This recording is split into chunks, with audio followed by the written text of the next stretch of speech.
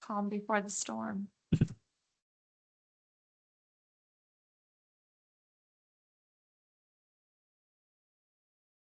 Okay, I'm going to start us promptly at 7 o'clock. Thank you for coming to join us this evening at our May 19th City Council meeting. We're starting here at 7 p.m.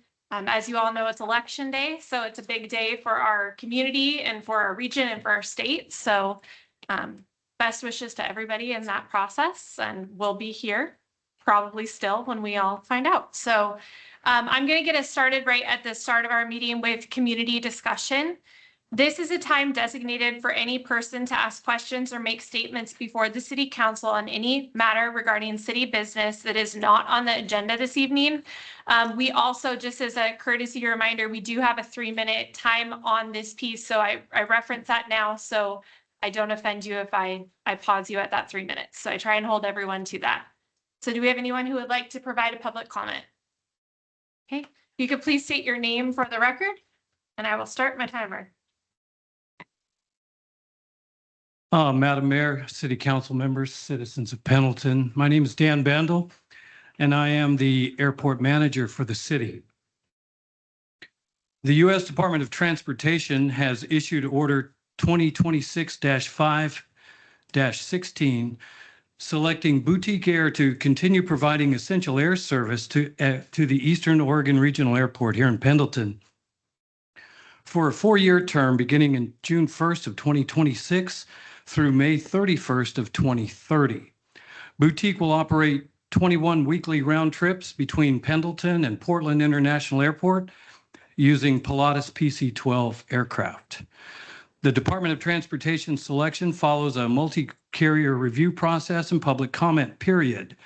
The department concluded that Boutique's proposal best meets the statutory requirements governing EAS selection, including reliability, interline connectivity, overall subsidy cost, marketing plan, and the preferences of the traveling public. The order notes that Boutique has provided service at Pendleton since 2019 and maintains an interline agreement with American Airlines, allowing passengers connections beyond Portland. The DOT also emphasized the importance of community input, which overwhelmingly supported Boutique's continuation.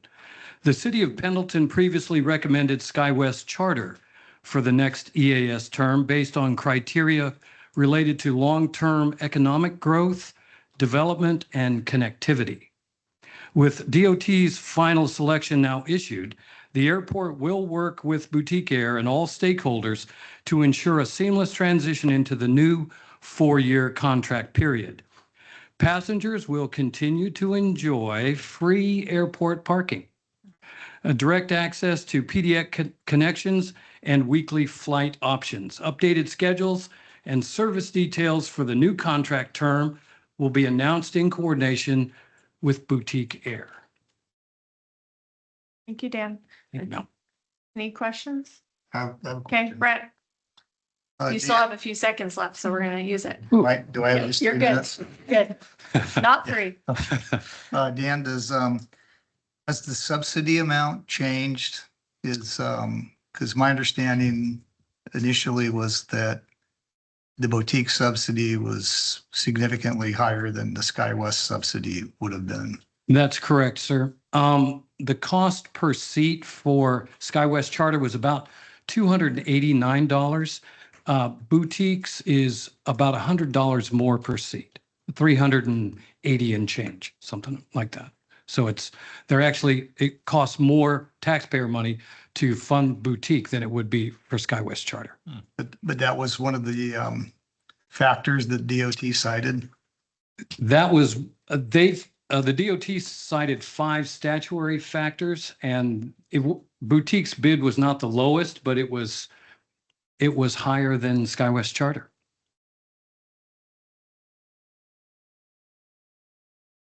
Thank you, Dan. Thank you, ma'am. Okay, do we have anyone else who would like to provide public comment? Okay, you guys can come up. You could just state your name for the record, please. My name is Donna Fiscotti Collins, and good evening, board. City Council. Thank you for allowing us to speak with you tonight. I was born and raised in Pendleton. I taught 42 years at the elementary school and 25 years as a Pendleton High School swim coach. We're here tonight, John Aroldi and myself, to talk to you about Splash. What is Splash? Splash is a nonprofit community organization comprised of 10 community board members aiming to build a year-round aquatic center. Our mission statement is to promote health, safety, recreation, and competitive opportunities for all ages and abilities. A pool for instruction, fitness, rehabilitation, and also important for community connection. Let's talk about the history of the Pendleton Pool. The first Pendleton Pool was built in 1920.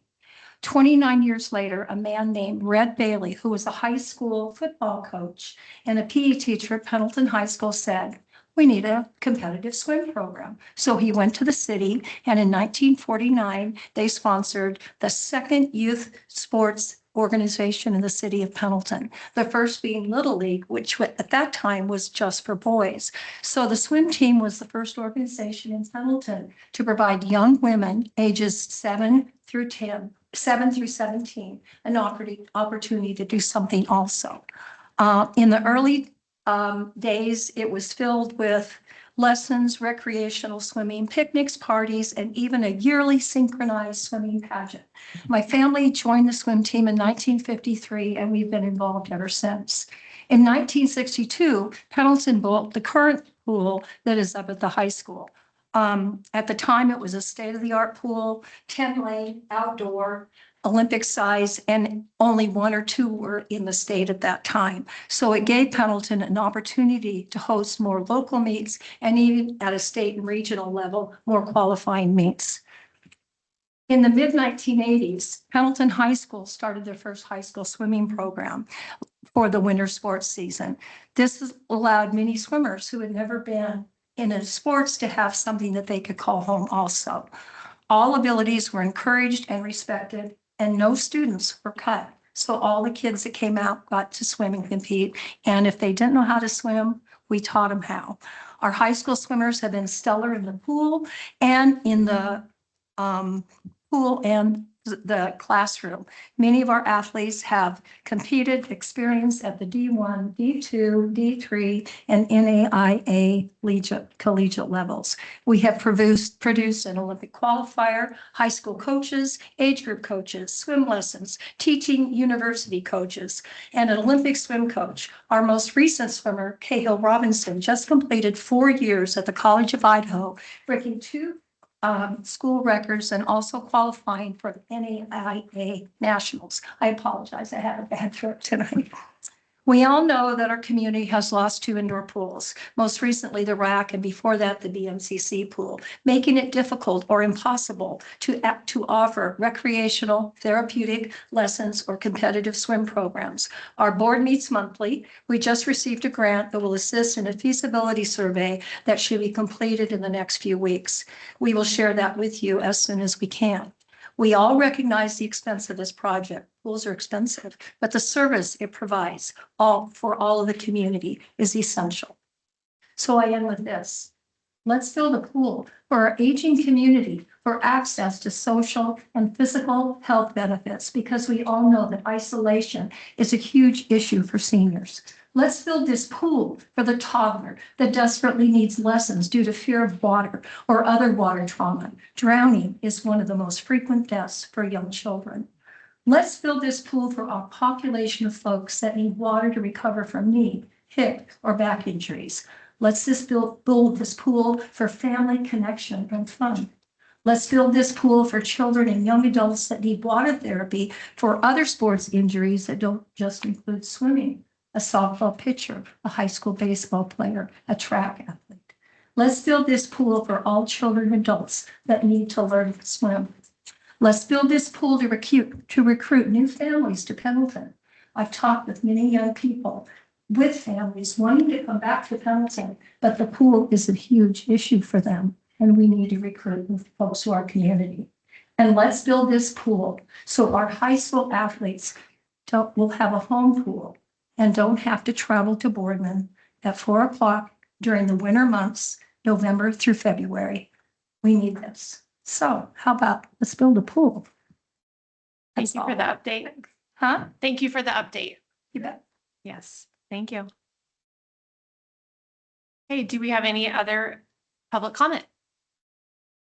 Hey, if you would like to state your name for the record? Good evening, Council, Mayor. My name is Kenneth Dunn. I'm a resident and someone who believes in limited government, fiscal responsibility, and transparency. Tonight, I'm asking this council to end its relationship with Neighbors for a Better Pendleton. This group has not publicly identified its leadership, its members, or its funding, but public records tell us what it won't. A PAC called Pendleton Together PAC was registered with the state on March 31st of this year. Its officers include individuals tied to this group, with its alternate filer with an address in Vancouver, Washington. It's not even in our community. If you're going to call yourself neighbors, you should at least live here. Furthermore, what does this organization actually want? They want to amend Ordinance 3845 to restrict social services from downtown. They literally want to zone compassion out of existence. Sorry, you can't feed them the hungry here. You need to feed them over there where nobody can see them. Out of sight, out of mind. They want to expand jail bed capacity, more cages, because apparently what Pendleton needs isn't more housing, more treatment, more jobs, it's more cells. That's what their vision for a better Pendleton means. More people locked up. Incredible. Develop an inmate transportation program through the Umatilla County Sheriff's Office to, and this is their language, return transient offenders to their communities of origins. They want government-funded buses to transport people to another city. Here's your problem back, Boise. That's not a solution. It's a game of hot potato with human beings, and you're paying for the bus. It wants to create enhanced enforcement protocols to escalate repeat offenders to felony charges. So if you're homeless and you get cited for camping twice, congratulations, you are now a felon. You can't get a job as a felon. You can't get housing as a felon. Maybe you can't vote as a felon. It's not a justice system, it's a trap. It's designed to make sure people can never recover. It's not tough on crime, it's manufacturing criminals. They also want bi-weekly coordination meetings with the city council, county commissioners, police chief, fire chief, county sheriff, and prosecuting attorney's office. Every 2 weeks, all those people in a room, all that salary, all that time, all focused on enforcement. Not a single social worker in that room, not a single housing specialist, not a single mental health professional, just badges and gavels. But do you know what does exist? The exposed public records of a shadow PAC, ID 24959, run by people with their own legal baggage, funded by out-of-state money, operating through anonymous front groups, spending tens of thousands to buy council seats, and demanding that you spend the people's money on punishment instead of solutions. You need to tell Neighbors for a Better Pendleton that if they want to advise a council, they can start by telling the city who they actually are. Tell them that PAC money doesn't buy them a seat at this table. Tell them that Pendleton's government is not for sale. Not to them, not to the Louisiana donors, not to the Vancouver operatives, and not to the consulting firm with its own rap sheet. Thank you. Good night. I appreciate your comment. Okay, do we have anyone else with public comment? Anybody else? Okay, before we officially start, I call the meeting to order. I just want to state for the record that Councillor Campbell and Councillor McBride are both excused for this evening. Okay. And now I'm going to actually, wait, we're going to do a strategic plan update first. Sorry, my iPad died while I was up here, or like it restarted in the midst of Donna's presentation. So if you could do your strategic plan update. Yeah, Madam Mayor and Council, just as an update, so related to communications, just two things. One is we do have the farmers market sign up, so opportunities for counselors to be able to set up a booth at the farmer's market has been arranged. So please look at your calendars and schedule Fridays when you might be able to be at the farmer's market to be able to interact with the public. Also, I authorize staff to be able to begin starting to post our meetings recordings online on YouTube. So those recordings will begin going up on our YouTube channel in the future. Also, we had you are aware of the Build to Zero concept for the efforts to end homelessness in our community. We met with social services providers. There's a group that meets Home for Hope. We met with them and introduced them to the idea of this concept. It was very well received. We're going to continue to bring back information and hopefully establish an active effort to begin measuring homelessness on an ongoing basis and be more engaged in coordinating the entire service community in Pendleton in a more coordinated effort. And so stay tuned for more of that to come. That organization meets every 2 weeks. So the assistant city manager and Jennifer Johnson will be attending those meetings and introducing those groups to this concept, and hopefully we'll start building up more participation and more engagement with all the stakeholders. And then lastly, the local public safety coordinating council meeting was today, or ordinarily would have been today, but it was canceled. And so I don't have anything to report on that front. Are any questions for me on anything? Okay, thank you. Okay. Now I would like to call the meeting to order and ask you to please join me for the Pledge of Allegiance. Ready, begin. I pledge allegiance to the flag of the United States of America and to the republic for which it stands, one nation, under God, indivisible, with liberty and justice for all.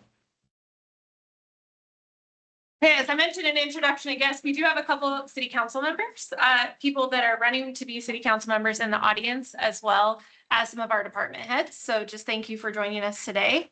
And the next piece that I'm going to start us out with is a Public Works Week acknowledgement. So we have some Public Works staff that are here. And I've been told, I don't know where Jennifer is. You guys might get out of a photo. I had the opportunity this week to join our Public Works team. They did a lunch to celebrate their staff. And this is National Public Works Week across the country. And I have a proclamation that I would like to read on behalf of the City Council. So technically the theme for our week is called Rooted in Service, Powered by Community. Whereas public works professionals focus on infrastructure, facilities, and services that are of vital importance to sustainable and resilient communities and to public health, high quality of life, and well-being of the people of the city of Pendleton.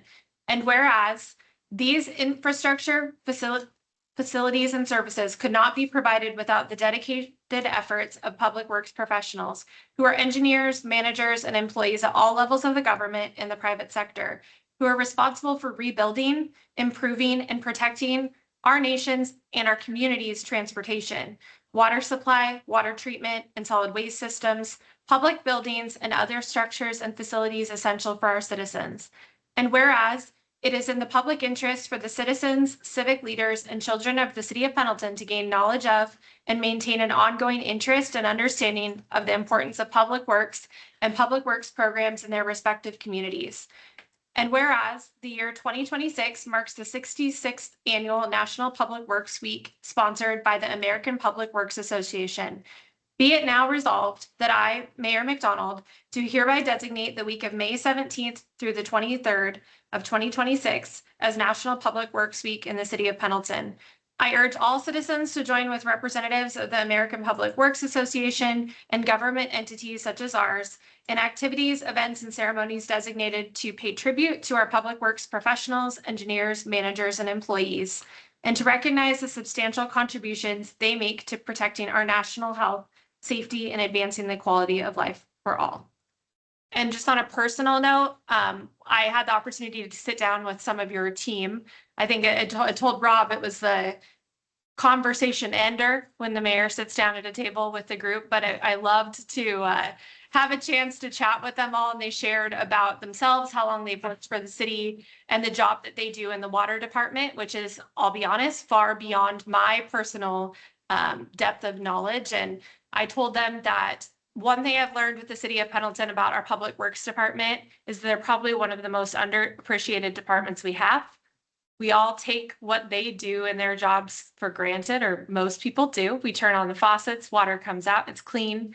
We flush the toilets, we drive on the streets. I know we're improving that all the time, but they make our lives happen. And I just appreciate the work that you do on behalf of the city of Pendleton. Apparently the police chief has a camera in the back. So I'm gonna ask our public works officials to please come up and join me. And if you guys could join me in applause and recognition for them.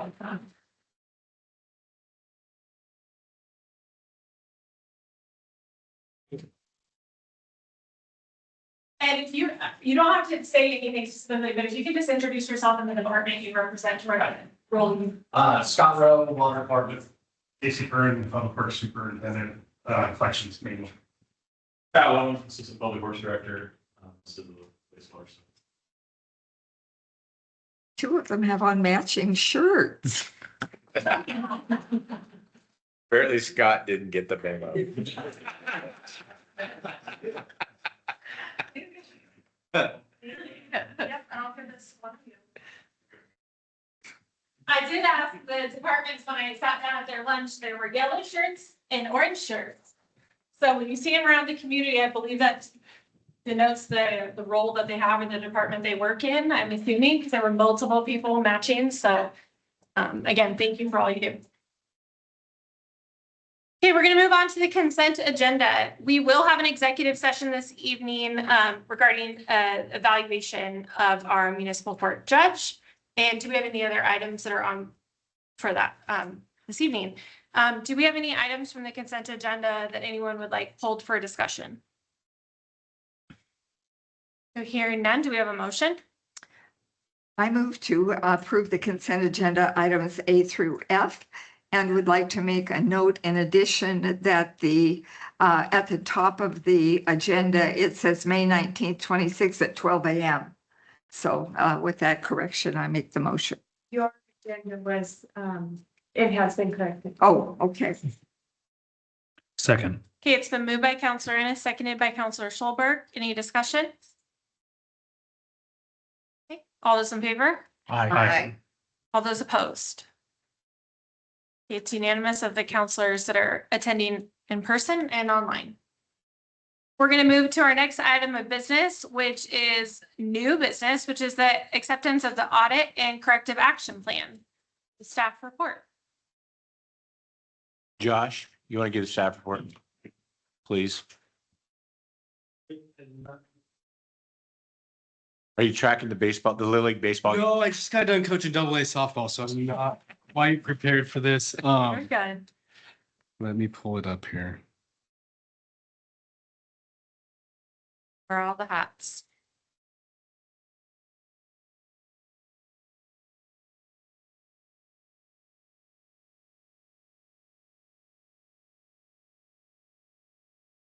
Maybe. Here we go. Hey, Council, Mayor, Josh Ernst, Finance Director for the City of Pendleton. Tonight, we're going to accept and hear the audit report from Rob Trimper, excuse me. I guess I'll preface by saying this was one of my first years doing the audit alone. And while I thought I knew what I was getting into, it definitely turned into being a lot more than I expected. We had a lot of staff out during the last year, a couple people on maternity leave, a couple staff leaving our department. And so while training all these individuals, we also had to kind of prepare for the audit. And so it was a learning curve for a lot of us. I think we've made a lot of improvements in our processes, and I hope to have, a lot smoother and on-time audits going forward. And I guess I just want to say, while the audit might have some findings that you'll be made aware of, trust me, I don't like those as much as you will like hearing them. And so they will get corrected in future years and we'll have those resolved. So thank you. And Mr. Tremper, if you could come join us.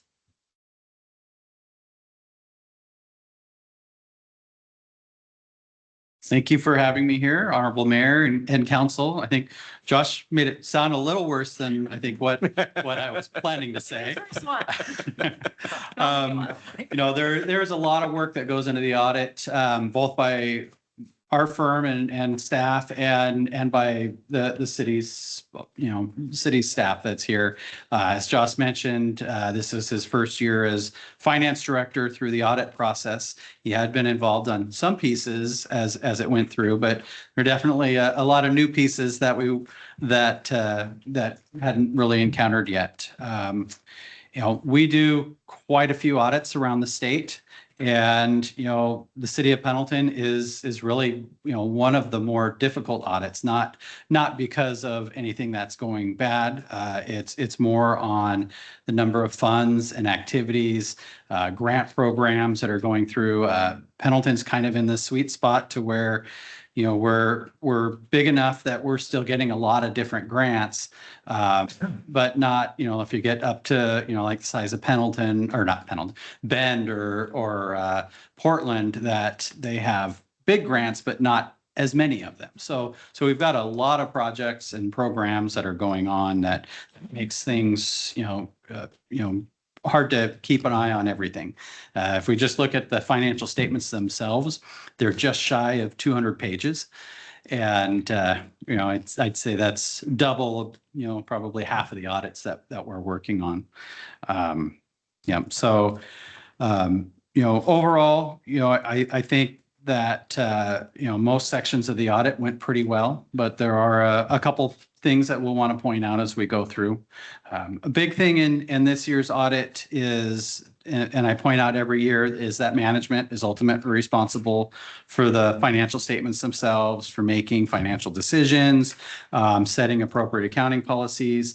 Our job is to give an opinion on the financial statements, which we did issue a clean audit opinion on the various opinion units of the city. And we help to advise, but management still has to make the final choices that as they go through.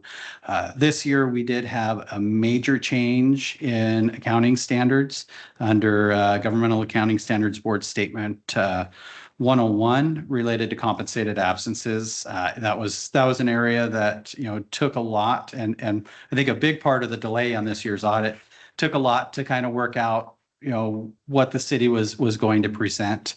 It changed the whole, I think, outlook on what you're looking at for accrued vacation or other compensated absences.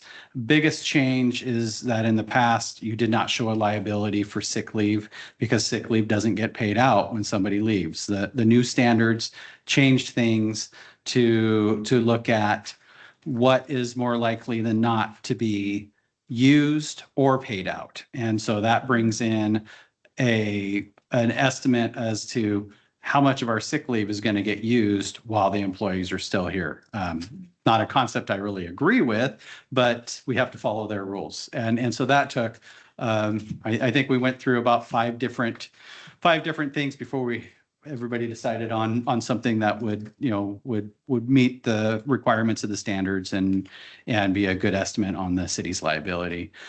Ended up in a restatement of net position of about 1.3 million. So we weren't talking small dollars there, and little assumptions, as we spread across all the employees, end up being big money. So we did, I think, report a finding on, the changes as it went through there. So that was one of the items there. But that one is definitely a very complicated standard. I think we have a plan worked out going forward, a template that, Josh is going to maintain as we kind of go through. Other things we want to point out is that the financial statements are, there's estimates that are embedded in the financial statements. Not everything's going to be a 1 or a 2. Biggest one is usually capital assets and depreciation. I can't tell you exactly how long this building's going to last. So, they capitalize the original costs and write it off over an estimated useful life. And, there's several that affect the city, but another large one for the city is leases. A couple of years ago, they put a new standard in on both leases receivables and leases payable. As we compare to lease activity in city of Pendleton compared to, I'd say, all but one of our other audits that also has an airport, your lease activity is, I think 10 times what we'll see in most of our other audits, especially as you look up at the airport, which has kind of a special carve out for a lot of the regulated leases. So that's a major estimate on looking at the long-term life of the lease, and basically capitalizing the full payments, both whether it's one that we're going to receive or monies that we're going to pay. And so that one's one the last couple of years that came in. Similar items with subscription-based information technology arrangements. And then, of course, our very largest one has to do with net pension liabilities that, those liabilities will never go away, and it takes actuaries to kind of establish that. As for any significant difficulties we encountered during the audit, I'd say management and staff were all very, very good to work with. And, but we did have some delays on getting things finalized, especially in compensated absences and those leases and subitas that we mentioned. And so I think those were the final pieces to try to get things finished up. And, and also areas that, that the finance director had, I think minimal exposure to kind of in the past. So those are all new areas on there. So I think those were the big spots this year, and I think we've got a plan. Also, if we have corrected or material corrected misadjustments or uncorrected misstatements, we usually point those out. The last page of the letter, we have, 3 uncorrected audit adjustments, probably more on timing. One was a repeat from what you saw in our renewal agency, just between cash and accounts payable. Another is, I'd say right at the very end, as we're trying to issue the financial statements, we found one more lease receivable that should have been reported for the airport fund. They get offset by deferred inflows, so it doesn't have a net effect on the bottom line. So even though it's a high dollar amount, about 108,000, that, we didn't think at the size of the airport fund, it wasn't materially misstated for the airport, but it's something that will get put into place for FY26. And then also some unrecorded retainage payable kind of at year end. For any material adjustments that came through, we did have some adjustments to capital asset additions and some accounts payable. That was a pretty large adjustment for work that was performed before June, but didn't get the invoice until like September or October. And but I want to say it was like $400,000 or $500,000 or something like that. So I do have some other items. I think as we look at other audit findings and issues, some areas that didn't fall into the level of a material weakness or significant deficiencies, but suggestions that we have going forward that we didn't want to drop by the wayside. In a normal audit process, management prepares a number of schedules. We give them a list that's probably 6 or 7 pages long of items that are needed for the audit.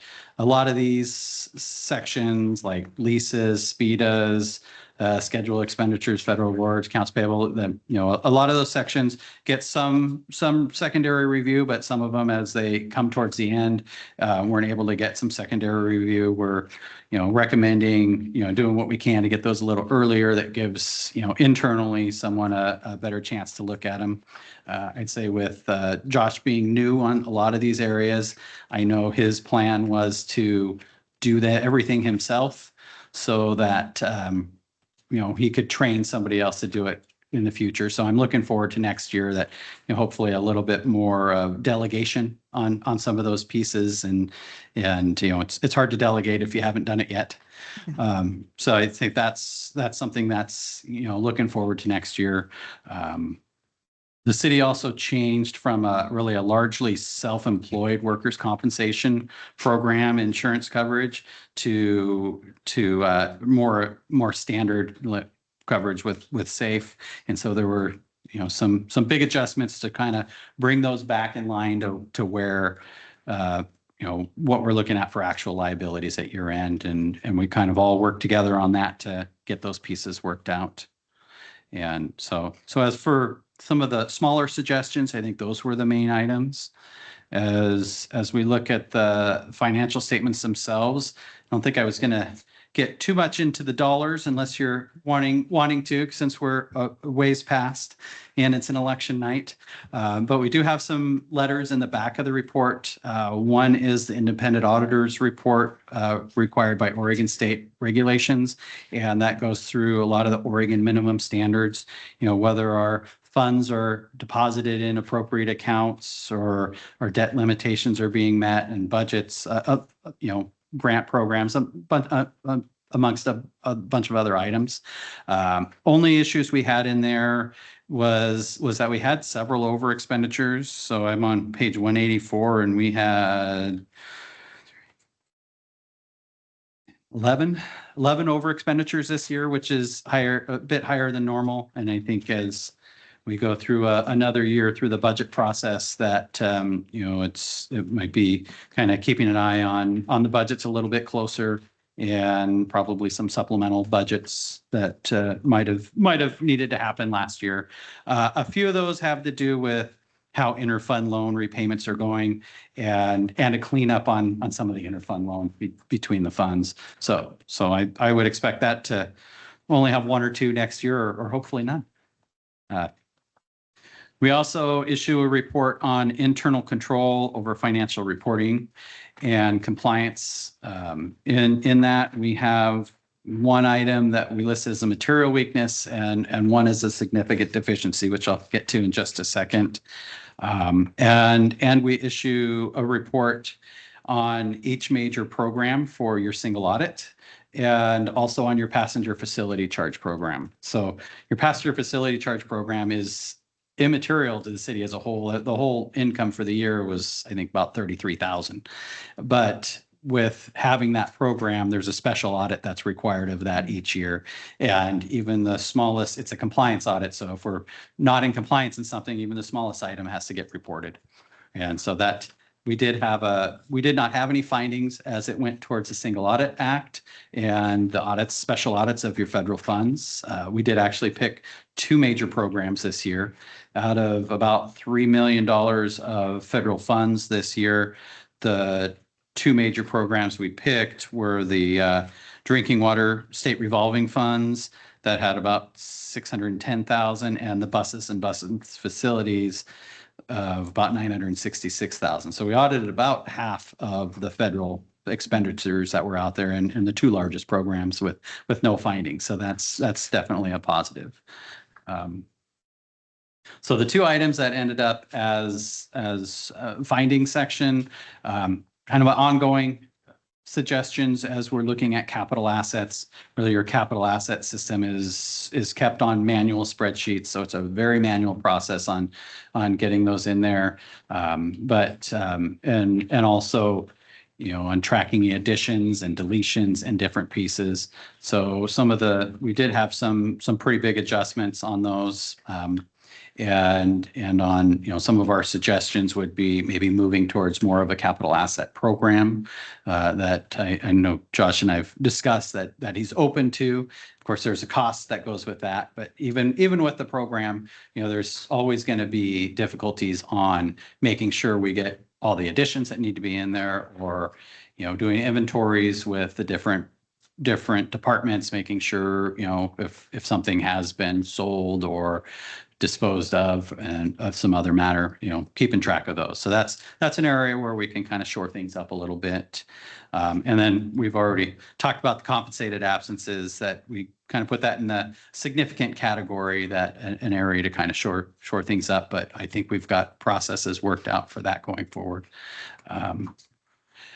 Final item in there, as I mentioned, passenger facility charges. There actually has been a lot of improvement the last few years on the passenger facility charges. I think we've had this findings listed in here for several years, and some of the findings were really on what the airline was doing, and some of them were on some of the processes on the city side. I think right now we're just down to the fact that the passenger facility charge collections from the airline have been past the 30-day statutory requirements, and in adding some processes to either prod them to be a little faster or to monitor those a little more closely, which the airport provided this corrective action plan, which was a pretty detailed process and plan as to what they want to do to try to make that kind of work a little bit better. But as I said, we're talking 30,000 for the entire year. And when you look at the revenues and assets at the airport, that it's really a drop in the bucket there. And I know they were, I think, working on getting a new application going, because I think this one's going to run out here pretty soon, time-wise. But I'd say, as I said, there was a lot of improvements in there. And overall, as the audit went, I'd say the two findings that we have are more on, I think, the accounting side, rather than, because the audit really is focused on the accounting side. They're more on the accounting side and long-term effective things rather than the day-to-day operations. So I'd say the lack of findings we have in some of those other sections, I would say, is, kudos to your staff. I'd have to go back to last year's audit, but I think we have less findings this year, even with Josh as the first-year finance director. So, Even with Josh. Yeah. Do we have any questions for Mr. Tremper or for Josh? So when did our new software go into effect? It was rolled out to department heads probably about 2 months ago, 2.5 months ago. Oh, next year, heaven only knows, right? Yeah, we'll see a little extra challenge. I remember changing software. The fact that that's the only comment from Carol is a big kudos to you guys. So. Sean, do you have any questions, or anybody else? Okay. Do we have any comment from the public about this agenda item? Okay, hearing none. We have a couple of things before you guys. So this needs to be approved in two pieces. The audit itself, accepting the audit, and then also accepting the corrective action plan. It needs to be two separate motions. So we have somebody who would like to make a motion. I move to accept the audit. I second. Okay, it's been moved by Counselor Newman, seconded by Counselor Innes. Any discussion? Okay, all those in favor? Aye. All those opposed? Okay, it's unanimous with the council that's present. Can I say something that's not, Yes. okay. When you distribute these next year, can you provide magnifying glasses? And Might have to we find- do have new standards that's going to make some of these schedules even bigger next year. So that might be needed. Happened naturally. Okay. Our second piece, do we have a motion? I move to approve the corrective action plan as presented. Second. Okay, it's been moved by Counselor Innes, seconded by Counselor Schulberg. Any discussion? All those in favor? Aye. All those opposed? Okay, unanimously is approved. Thank you. Thank you. I will make sure that gets signed. Our next item of business is a first reading of ordinance 4048. Ordinance number 4048. An ordinance amending ordinance 3845, the Unified Development Code zoning map, and ordinance 3442, comprehensive plan map, changing the zone from M1 light industrial to CMU central mixed use zone 2.06 acres.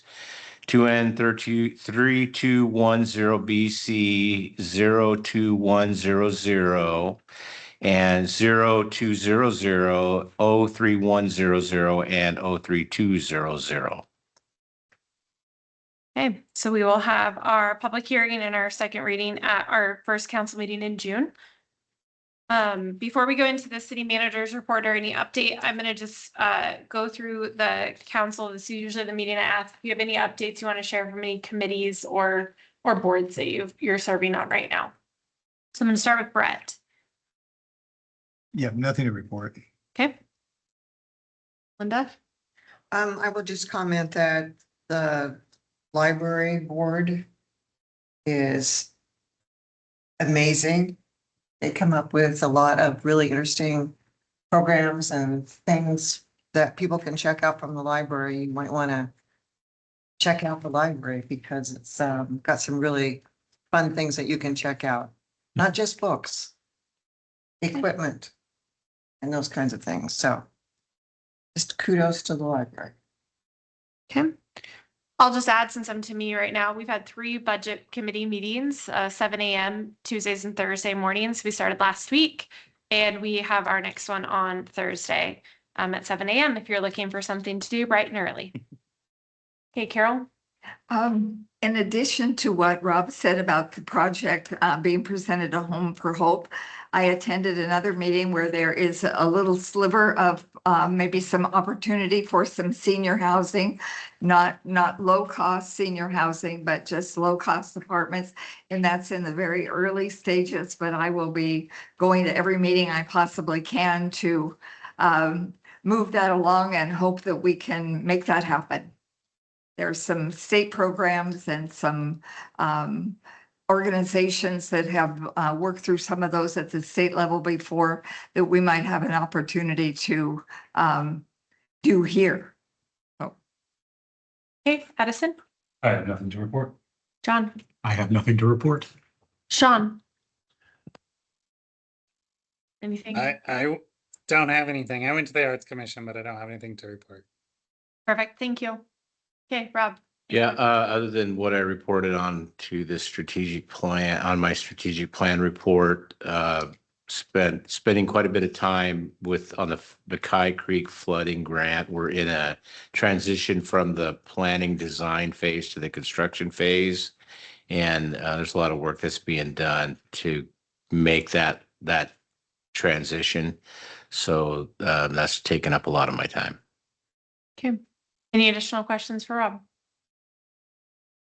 Okay, now we're at the conclusion of our meeting. The council will adjourn into executive session. Before I go into that piece, though, just for public knowledge, the Pendleton City Council has a responsibility to oversee 2 individuals within the city government, the city manager and the municipal court judge. So the purpose of our executive session this evening is for evaluation of the municipal court judge.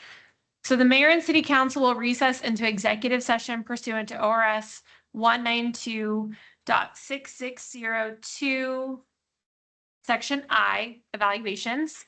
No final action will be taken in the executive session. If final action is to be taken, it will be in this room when the city council reconvenes after the executive session. News media and selected staff members may attend the executive session with the mayor and council. All those attending the executive session are instructed that they may not disclose information from the executive session except the general nature of the executive session as previously described. Okay, I'm going to recess us into executive session. Yeah. I might need you to call. Good evening. Have a good evening to everybody who chooses to leave. Yeah, we'll see. Back to 8%. Me too. Yes. Okay.